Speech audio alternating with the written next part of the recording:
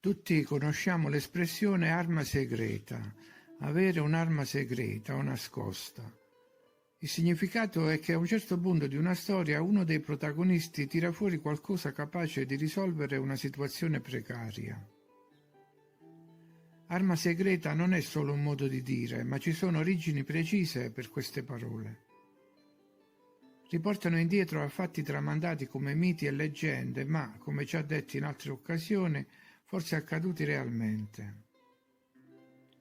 Il fuoco greco, gli specchi ustori, lo scudo di Perseo, l'arco Gandiva, le folgori di Zeus, la Durlindana, la lancia di Bellerofonte, eccetera. Fra le armi segrete, fra virgolette, di oggi ci sono le armi psicotroniche. Leggo da un articolo per dare un'idea. Sembra che nel marzo 2012 il ministro della difesa russo abbia detto: lo sviluppo di armamenti basati su nuovi principi della fisica, armi a energia diretta, armi geofisiche, armi genetiche, armi psicotroniche, eccetera, fa parte del programma di approvvigionamento delle armi di Stato per gli anni 2011-2020.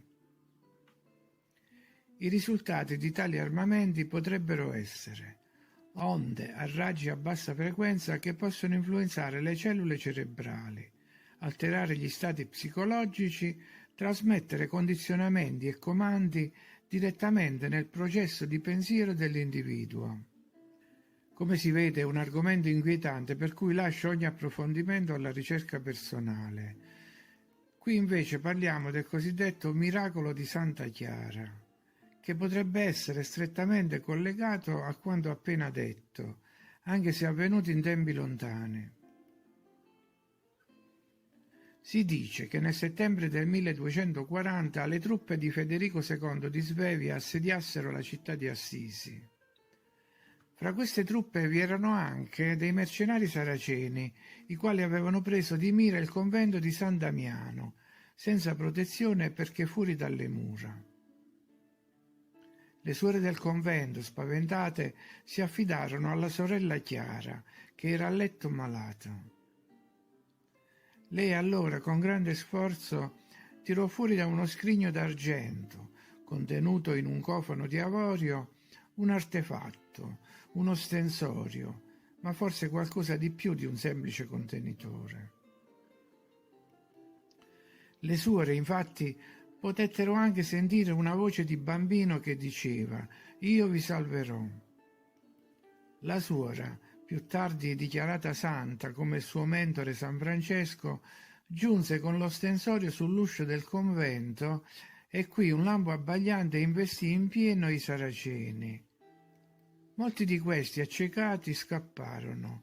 Altri, in preda al terrore per le visioni terrificanti, urlavano di paura. Il pericolo fu scongiurato.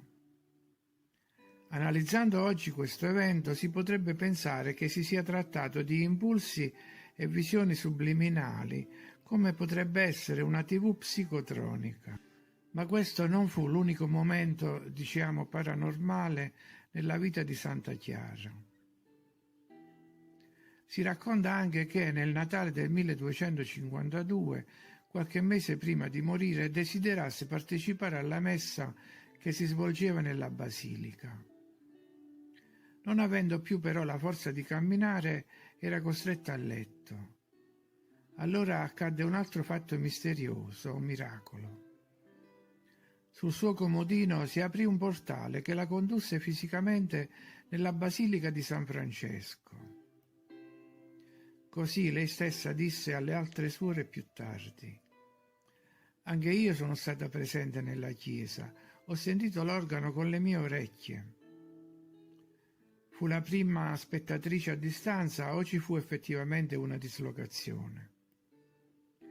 Comunque sia, nel 1958 Pio XII la nominò patrona della TV, ritenendo affidabile l'episodio, che era già emerso durante il processo di canonizzazione della santa. Quindi credo che nella sua vita siano accaduti due eventi che potrebbero avere a che fare con passate tecnologie, portali e armi psicotroniche. Ma cos'era davvero l'artefatto nelle mani della santa e perché era custodito in una cassetta di argento, a sua volta racchiuso in una cassetta di avorio? Si trattava di qualcosa assimilabile all'Arca dell'Alleanza o all'Arca di Gabriele? L'avorio, come si potrebbe supporre osservando questi risonatori, era usato per incanalare energia. L'artefatto quindi doveva avere una carica radioattiva, ragione per cui era protetta dall'argento. Non solo, ma anche una carica visiva, fra virgolette. In quasi tutte le immagini che la riguardano, Santa Chiara sostiene l'ostensorio con un panno, il panno che abbiamo visto anche nel video I frati elettrici. Panni e addirittura guanti isolanti, forse di gomma. Poteva trattarsi quindi di una vera arma che emetteva delle scariche o impulsi di natura sconosciuta. Molti artefatti di questo tipo sono ancora presenti fra gli arredi della chiesa, tutti classificati come ostensori. Ma chissà che un tempo non fossero funzionanti, perché a ben vedere sono piuttosto complessi per essere solo dei contenitori. È probabile che all'interno ci fosse una sostanza capace di condensare energia dall'etere, emessa poi in fasci concentrati. Anche in altri dipinti vediamo spesso raffigurati questi artefatti. Irradiatori, visori, riflettori, a volte nelle mani degli angeli. E li ritroviamo anche in una delle pagine più celebrate della cristianità, i doni dei magi. Quella dei Re Magi è una delle storie impresse nella memoria da piccoli, la Natività, il Presepe, l'Epifania. Cosa potevano portare dei saggi provenienti dai punti estremi della terra di così prezioso? Oro, incenso e mirra, ma è davvero così? Venivano da tanto lontano, alfieri di civiltà con culture ancestrali alle spalle e con tutta la sapienza del loro tempo solo per portare oro, quando già sapevano che Cristo non avrebbe avuto alcun interesse per le ricchezze terrene e avrebbe cacciato i mercanti dal Tempio.